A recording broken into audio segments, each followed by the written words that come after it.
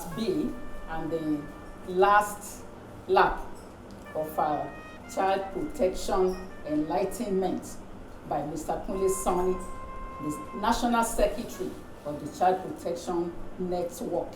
Thank you, Mr. Sani.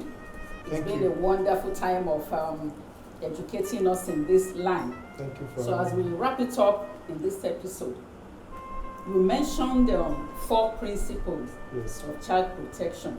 Very well. Can you please explain them and So let's wrap it up? Okay, we said the 4 principles are principle of best interest of the child, principle of survival and development, principle of non-discrimination, and principle of participation. So I mentioned earlier the principle of best interest of the child. The principle of survival and development is basically saying that every child should be allowed to enjoy his or her right to life.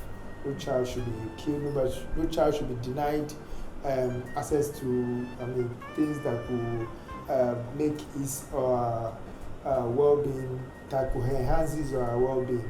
That is, the child should be able to have, every child should be able to have services, to enjoy services, medical services, shelter, birth registration, or vaccination when he or she is being given birth to, and things that could, good water, good food, not just food, not just anyhow nutritious food, nutritious one. And so they say that, so the principle of survival and development saying that for the child to be able to contribute well in the society, the child will need opportunity to, we need access to things that will help him or her, that will aid his or her mental, social, moral development, so that he could be able to, because the child will become an adult, and then the child will have to relate with other people in society, the child will have to do business, the child will have to also be custodian of others, will also be a parent, will become an adult to also be whether a direct biological parent or the other way, and then so the child needs all these lessons or guide that will enable him acquire all the knowledge or skill that he or she will need. So it is for the child to function well.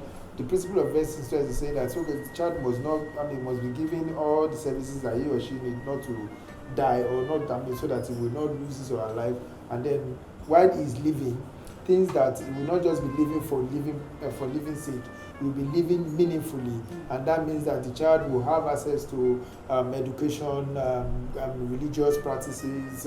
We have access to play. We also have access to play, and that's why we say that in every place where there are children, children must be given opportunity to play, because of play, they are acquiring a lot of knowledge, they are acquiring a lot of skills. Their physical growth is also, is also taking place, and which we call the gross and the gross motor skills and the rest. So when these are taking place, it allows the child, for the child to function very well. So in every action, saying that the principle is that in everything that we are designing for the children, we must always take into cognizance this principle that the child must survive and the child must have access to things that will improve his development, that will aid his development mentally, socially, physically, and emotionally, and all the rest. So that's what principle of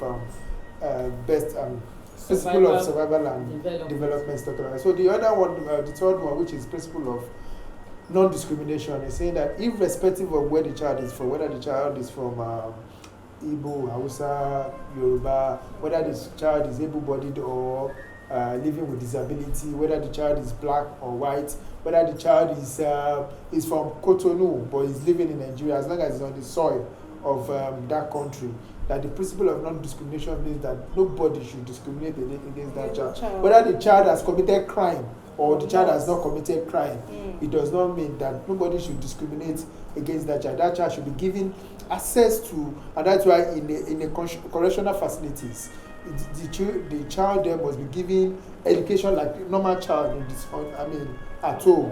Whether that child has committed an offense, the child should, even when the child is in that correctional facility, is supposed to enjoy all the benefits of being a child. Mm-hmm. And so that means the principle of non-discrimination is saying that whatever, all the things that the child needs for to be able to live well, it must not be discriminated against.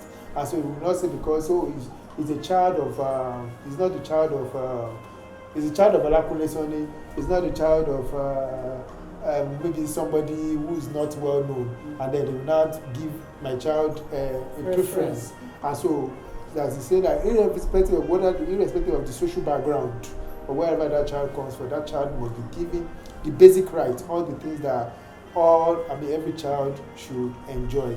And so that's what the principle of non-discrimination is trying to look at. And the last one, which is principle of participation, that all the decision, which is key and has to do with the child, that the child must be involved in those decisions. That when we are making plans, when we are doing our budget for the country and things that has to do with children, when we're in the school environment, when we are making plans on things that involve those children, at least they should be involved. And that's why in schools we have prefects. Even though all of them may not be directly involved, we want to have people who are representing them, who can join in decision making for the school. And so similar things should be happening in the homes. That principle of participation, that is we allowing children to take part in decisions. Everybody should have a say. Should have a say. It does not actually mean that say would determine the actions that we take, but it means that at least they understand that they are part of the decision-making process. So it's not like they are left out. And so it's also when children are allowed to speak and to also say their opinion, it also enables them to know that these decisions are not taken behind them. And when those decisions are eventually taken, they embrace it because they know that they were part of the process. And also, at the end of the day, when the adults, it also helps the adults to also know what is going on in the minds of those children. Yeah. So when you are taking a decision and then you don't engage them, you don't actually know what they are thinking. So they are just giving them instruction and they are saying yes, yes, yes. But if you are like, what do you think? Do you think it's they now heard their opinion? Then you understand that, if you have not asked that question, that means if you tell them to go and do, they will just do it for doing sake. But so at that point, it gives us the opportunity as adults to now guide them on why we should go this way and not go the way they are. They are suggesting. So it's also good for it. The principle of participation is saying that children must really, really participate in activities of the society, in activities of the community, in activities in their school, in the family. They must be engaged so that by the time they grow up and become adults too, they are able to do well in terms of decision making. They don't have to fall back and go to their parents and say that, because the principle of participation, I'm trying to emphasize more on it because it's one of those principles that we deny, and it's one of those rights that we deny children mostly. Because many times adults decide, we take decision for them. And this has also affected our decision-making process. And it has also affected the political landscape in the country and in the continent. Because once the politicians decide for what, we just allow and take it like that because they also grew up not being engaged in decision-making as children. So they don't see the need to also engage the citizens as much as they should. So we need to really, really embrace this in our homes, take it as in our community, and when we are having our CDA, and are saying, okay, yes, children should also have a say in what is going on in this community. Not that these children will just wake up one day and see billboard. They don't know where the billboard is coming from. Or maybe they just see security around the community. They don't know why. They don't understand. But so that principle of participation is trying to let us know that children are also human beings and they need to participate in activities and things that are happening around them, so that they can do, so that when we leave the scene, when the adults leave the scene, they can actively take over and run it well. Thank you very much. Thank you. I was going to emphasize on this principle of participation as well. It's as bad that some parents decide what course their child will study in school. Yeah. especially those who wanted to be that and couldn't be. I desire to be a doctor, you must be a doctor, you know. So at least if I couldn't be a doctor, you must be the doctor. Exactly. You know, everything begins in the home. Yeah. From the home to the society, you know, to the country at large.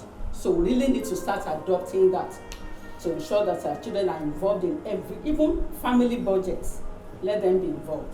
And you know, I mean, maybe we may not have seen it. I mean, we may not have risen it to that level, but I've also observed that the fact that even in the family, within the husband and the wife, when something happens, you have to wait for you have to call your father, or the husband have to call the father to confirm, or the mother to say, do you think the step I'm about to take is right?